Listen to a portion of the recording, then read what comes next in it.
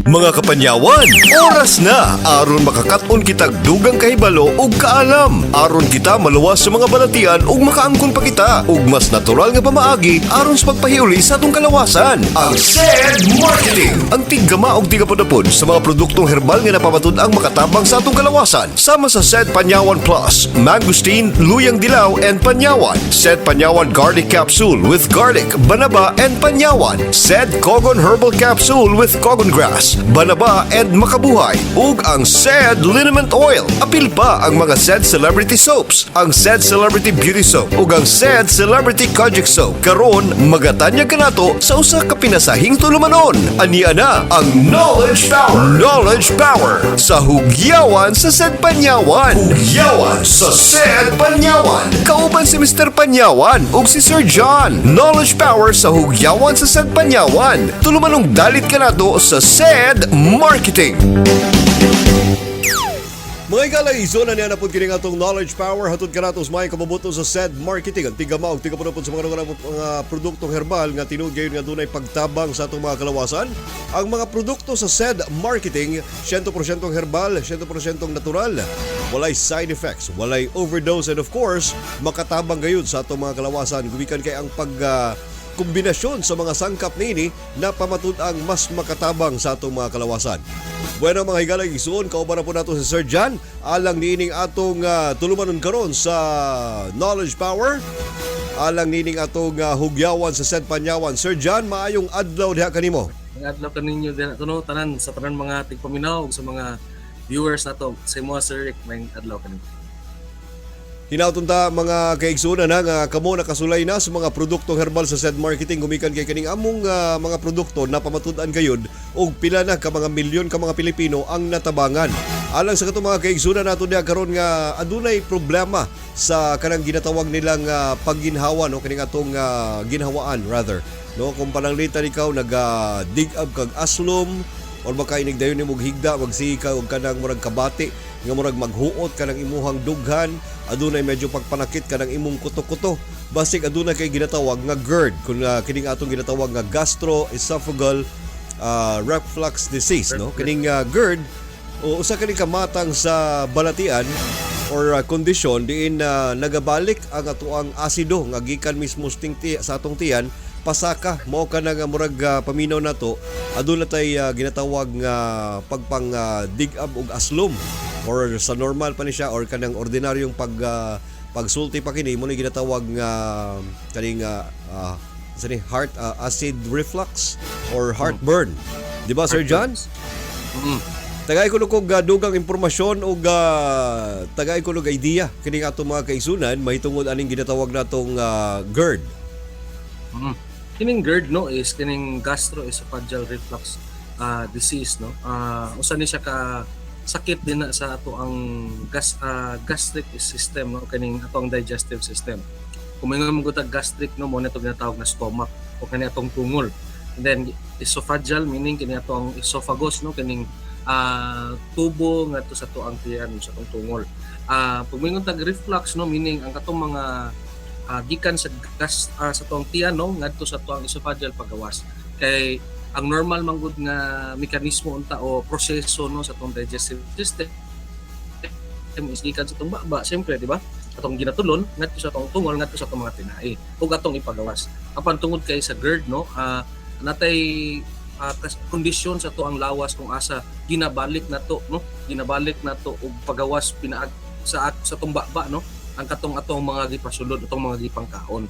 So kining sa tong GERD, no, ang damage man gud nga madala ni ini is sir, no, is kining ang mga acid nga no, dinha nga sa ato ang tungol, no, tungod kay ang kaning atong tungol man gud is naga-release ni siya og mga acid, no, hydrochloric acid, which importante din na sa pag grind, no, pagbungkag sa mga pagkaon, labaw na ning atong mga karne, no, itong mga gahi nato ng mga pagkaon aron nga mas dali ang absorption pag-adto dito sa atong tinai.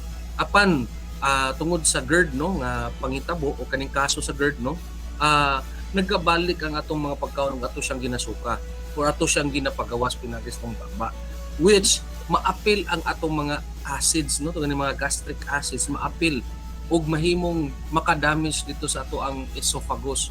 Tungod kining atong esophageal lining manggod is very delicate, no, dili siya inana same sa to ang pungol nga baga, no, na pwedeng maka-withstand sa damage sa hydrochloric acid. Kung ato na siyang imagine nun, Sir Rick, no, kining hydrochloric acid is one form niya is kaning muriatic acid, no. So kanang muriatic acid ato man ang ginapanglimpyo sa tiles, di ba, sa CR, no, para matanggal ang hugaw. So kana, no, natay natural nga hydrochloric acid nga naa sa ato ang tungol nga pwedeng mubalhin o mabutang mapagawas na to ug muagi din na sa tong esophagus nga kung ang salog malimpyo, no, matanggal ang kagaw kana pa kang atong esophagus nga nipis ra kay na siya nga lining o agihanan lang ganin na siya actually sa tong ginakaon. So kana ang unang damage nga dala sa atong ginatawag na gastroesophageal reflux disease. Sa katong mga kaigsunan nato diha nga adunay GERD, ang usual gyud nga mahitabo mao kanang murag inigdig up nimo, adunay pagpangaslom kini gumikan kay sama sa gikaingon ni Sir John nga kining atong mga tiyan manggod naga-produce manggod kita og mga asido nga mooy mo bungkag o mooy mo hilis sa tanan nato mga ginakaon, pero usahay mo lagi na tungod pud sa siguro pag sayop, no, nga pamaagi sa tong tiyan mo balik og saka ang maong acid ma-feel nato na siya nga murag aslom kayo idigab. Usually ra bagid, Sir John, kining pagdayon na itong higda sa pagkatulog na to sa gabi, diha na to mas mabati ang GERD, no? Mao nang ang uban moingon sila nga mas maayong magkaon og banana or kaning saging before matulog kung ikaw giatake sa GERD. Ang usapod ka maayong pamaagi aron malimpyuhan ang atuang lining sa atuang mga esophagus nga dili kini masamad, mao kanang pag-inom og tubig kung ikaw giatake sa GERD. And dili pud paghikalimtan nga adunay mga antacid nga mga ginabaligya nga makatabang aron sa pagpakubos sa pagdaghan sa sobrang asido diya sa atong mga tiyan. Sir John? Kining kining tama to mong ginaingon, Sir Rick, no. Usa ka pagpahinumdom dito sa tuang mga tigpaminaw, no, sa atong mga viewers dina, no, nga it's a very wrong na habit, no, kana ganing mukaon unya muhigda, no. One thing na siya nga hinungdan kung nganong ang ato ang gastric sphincters, ini meaning kaning mga sphincters man gud mo ng mga marasyad ka ng valve, no, kung nang parehas pa sa kanang sa tubo pa o nga ng mga para sa tubig, no, na marasyad valve na kung asa once nga one way lang siya, no, kung once nga namukaon ta pagsulod na niya sa tungol di na siya pwedeng mabalik tungod kay nay nakalock, no, nay nakalock dito apan tungod kay sa tong paghigda muhigda din ta pag human og kaon ana, no. So mawala ang yang integrity atong sphincter tapos maluwag na siya. Once nga maluwag na siya, no, dali na kay ang pagbalik-balik sa acid, no, pasaka panaog which nahimong hinungdan dito sa ginatawag natong GERD. Mo na, no, kinahanglan nga ayuson nato na, no, nga habit sa daghan gyud kayo bisan mga kabatan-unan karon mo nang moingon sila sakit akong tiyan, magreklamo, nagkaon man ko. Pero banana tungod kay pag human og kaon higda dayon or magdula ba dayon og cellphone, no, unsa ba magtanaw og TV higda ana na mga habits. Ikaduha, no, kining ato ang pag dili ta mukaon on time. So kung mukaon man ta daghan kaayo pero dili on time. Kay tungod na magud tay time, no, sa tong lawas nga moabot gyud sa panahon moingon gyud atong utok ba nga uy gigutom na ta. It's natural, no, kay tungod ang atong cells nang kinahanglan na siya sa glucose ug oxygen. Apan namang good times na sobra ka busy di ta mukaon, and then more on coffee, more on vices, no, pagpanigarilyo, inom kana ang atong mas gina-prioritize na unahon, no. And then kaning labaw na ning coffee nga very acidic, no, naga-trigger siya sa atong utok na mag-release pag more acid, no. Mo na siya ang mahinungdan, no, na nganong kining ato ang stomach kinahanglan gid kaayo na mo produce more acid in order to metabolize atong ma-break down tong mga pagkaon kay daghan man kitag kaunon. Kay moingon ta pag di man gud ta mo kaon on time mapugos ta mo kaog daghan. Anak man na, no, kasagaran ang marag practice. So kana once nga mo daghan ta atong kaunon daghan pud na acid ang kinahanglan. Nya later on, moingon ta nga nagkaon man ko pero nganong na-ulcer man ko, nganong sakit man akong tiyan, nganong nagdugab man ko og halang no. Tungod kay wrong ang atong mga practices. So mo na kinahanglan no nga once nga adunay GERD na gani ang usa ka tawo, bisan wala pa, kinahanglan nga ma-proper ang iyang habits no when it comes to eating, ang katong right food na kaunon, the right time na kaunon no, mukaon no. Kay aron nga malikayan nato ni actually magud ang GERD man is very dili man gud siya na ka parang marag sobra gud ka kanang marag kanang delikado ba. Tungod kay pwede siyang mahitabo bisan kinsa. And then very common po siya na balatian. Nagkaroon lang og changes dito sa katong iyang anatomy tungod sa mga wrong habits. Apan dili pasabot no nga dili na siya mahimong delikado. Kay tungod once nga madamage atong esophagus, pwede tang mag-increase ang ato ang blood flow din ha no nga maka-cause og mga bleeding, maka-cause og pagbuto sa ato ang mga kaugatan din ha, esophageal varices atong tawag. Now later pwedeng makamatay no, pwedeng maka-cause og kamatayon sa katao. Matod pa nila, Sir John, kani pong pagkahilig sa pag-inom sa mga ilim ng makahubog. Usapon kini siya sa mga makahatag og pag-ursa sa ginatawag nga GERD, no? Kay kani manggong bisan pagali soft drinks. Anything that is mga beverage nga taas og content sa acidity, mao kani siya ang mga mas maka-trigger pa sa pagsaka sa ato ang GERD or kaning atong acid sa ato ang tiyan nga mo'y hinungdan sa GERD. Mo nang ato ginang ginaauhag no sa tanan no nga kung dili nato siya kaya nga pugngan no or is zero gyud meaning to totally stop no. Kailangan we tolerate no, i-tolerate nato dili gyud siya moderately lang ato ang pag-intake niya na no, dili all the time. So kay tungod kay always ato ginabalik-balik no kining soft drinks, kining mga alcoholic beverages.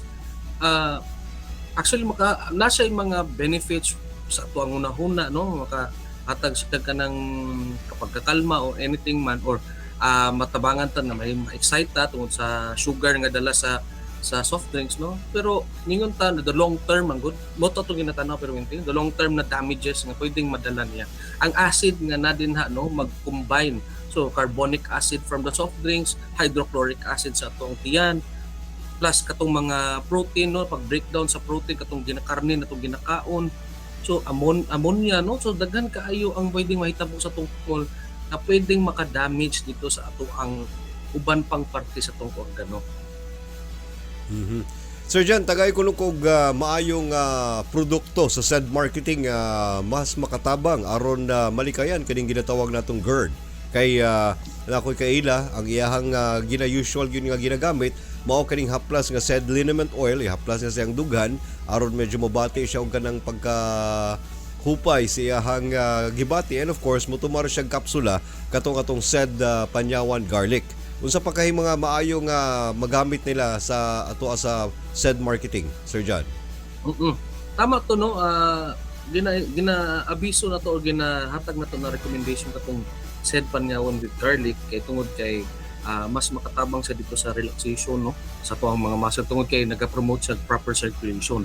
So once nga agitated man gud ang atong stomach, atong GI tract no, kini nga to ang esophagus agitated siya tungod sa GERD no nga nagapangitabo na nagabalik-balik ang acid, nindot kaayo no nga maparelax na to ang ato ang mga organs din nasulod sa to ang gastric system no, sa atong digestive system, pinagi sa pagtumar nato nining said panyawan with garlic. Kaduha is katong nindot sabto no nga usay man gud makabati ta og physical na pain, atong ginatawag na tong pagpanakit sa to ang kuto-kuto sa tong dughan no ug katsukaunta. So nindot pud kaayo no nga i-combination nato sa said liniment aron ma-relax pud ang atong tiyan. Mura pud nato pwede nato siyang as marag to alleviate the pain no, aron para dili kay nato mabati tong pagpanakit sa tong kuto-kuto. Syempre no, di nato kalimutan tong pag tumar sa atong mga tambal no. Adto na magud mga tambal no nga makatabang din na bisan ang kanang mga natural nga pamaagi, like example may yung tao pwede tang mo tumar og gawgaw no, butang nato sa tubig kung di gid makaya ang kasakit no, aron kinahanglan na ma-equalize lang na tong acidity. So katong nitatag basic na mga sources, no, like example kaning gawgaw, sources man ni sa basic na mga materials na pwedeng mo counter dito sa acidity. Inumduman nato, no, ang acidity importante ni siya aron ma-breakdown atong food. So dili na siya dapat pwede na ato lagi na siyang pugngan. Apan katong mga symptoms nga dala o tungod sa damages nga dala sa acid, no, tungod sa pag-reflux, nindot kayo nga mo tumarta sa mga produkto sa said marketing, plus katong mga alternative na to ng mga pamaagi aron nga mapadayon na to atong mga daily activities. Bueno, Sir John, wala naman tayo igong oras ug panahon. Nagpasalamat na sa ako aron sa tuang niining kahigayunan nga nagkauban kita alang sa pagpasabot sa atong mga kaigsunan sa mga kondisyon, balatian ug uban pa. Pinagi nini nga atong segment sa hugyawan sa Said Panyawan, ang Knowledge Power. Sir John?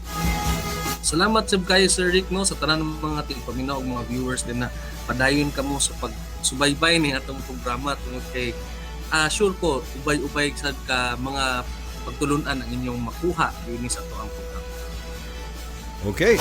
Sa ito mga kaigsunan diya karon nga naglantaw, kini of course ang atuang Knowledge Power, kauban si Sir John, ang atong tulumanon sa or atong segment sa hugyawan sa Said Panyawan nga maghahatag og dugang impormasyon, kaalam ug kahibalo aron kanang imong lawas atong malikay sa mga balatian. Inyong nabati ug nasaksiyan ang atong talagsaong tulumanon nga hatod kanato sa Said Marketing, ang Knowledge Power sa hugyawan sa Said Panyawan. Kauban si Mr. Panyawan ug si Sir John. Tulumanong hatod kanato sa Said Marketing, ang tigama ug tigapunapod sa Said Marketing Products, sama sa Said Panyawan Plus, Said Panyawan Garlic Capsule, Said Cogon Herbal Capsule ug ang Said Liniment Oil. Apil pa ang Said Celebrity Soaps, ang Said Celebrity Beauty Soap ug ang Said Celebrity Kojic Soap. At ang ilang gihapon kini nga tulumanon aron kadugangan pa ang imong kahibalo alang sa pag-angkon sa mas maayong panglawas. Hangtod sa sunod nga higayon, daghang salamat sa inyong paglantaw ug pagpaminaw.